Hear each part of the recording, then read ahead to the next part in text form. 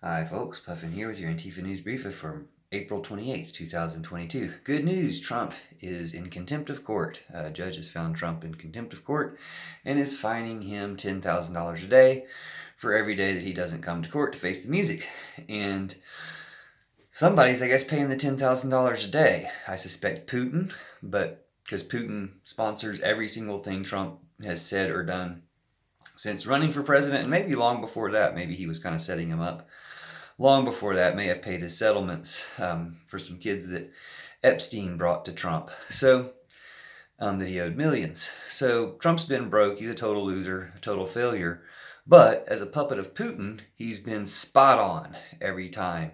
And all Putin's puppets are spot on because otherwise he murders them, I guess. But anyway, we've had a few of them to judge by, and Trump is our best example, worst example of Putin's puppetry throughout the world. You got Bolsonaro in Brazil, Modi in India, Mark Zuckerberg and Elon Musk, obviously.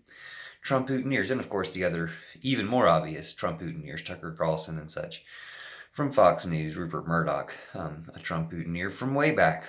But before Trump even, a Putineer puppet from the beginning. But Trump is getting fined $10,000 a day, which is kind of interesting in itself, just because it was only about a month ago that Alex Jones was also found in contempt of court for not showing up about his lies about shooting victims. And he was fined $25,000 a day. Now, it's kind of funny just that Alex Jones was getting 2.5 times more of a fine than Trump. Not that his crimes were worse, just not that he's more important, although I think that's got to, even having a lower fine, not having the bigliest fine he can have is probably upsetting to Trump. Even, he's not paying for it anyway. Like I said, Putin's paying for it. But Putin's money's only worth about half as much as it was a month ago when that fine was given to Alex Jones. So maybe the judge is just recognizing that Putin's going to be strapped for cash and it's all going to be over soon. But they're getting $10,000 a day out of him in the meantime. Or Trump will show up and have to face court, hopefully, finally go to jail. I've been asking Joe Biden to arrest Donald Trump for trying to overthrow the country and everything else for months now, ever since he took office. And it's getting old. It also makes me realize that if he waits until during the election and Trump is running for election, then he'll have to say, I mean, if this has been his excuse so long, that he can't arrest Trump during the election because it'll look like he just can't beat him at the box office, at the ballot box, sorry. And it's ridiculous. That's not an excuse. Like, the crimes are still crimes. It doesn't matter what you run for or what you used to be or whatever. The crimes are crimes.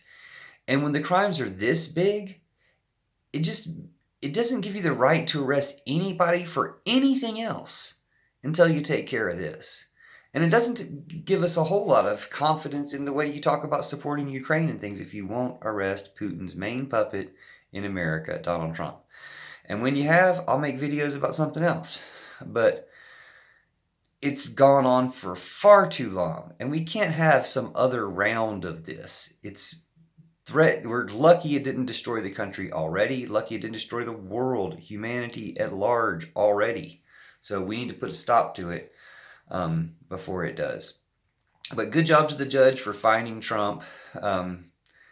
Hopefully it'll be the first hard process of him doing hard time. So let's make that happen so that people won't have to hashtag grab him by the posse.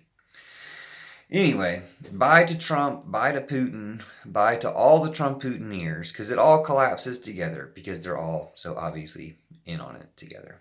Thanks for watching and sharing. See you soon.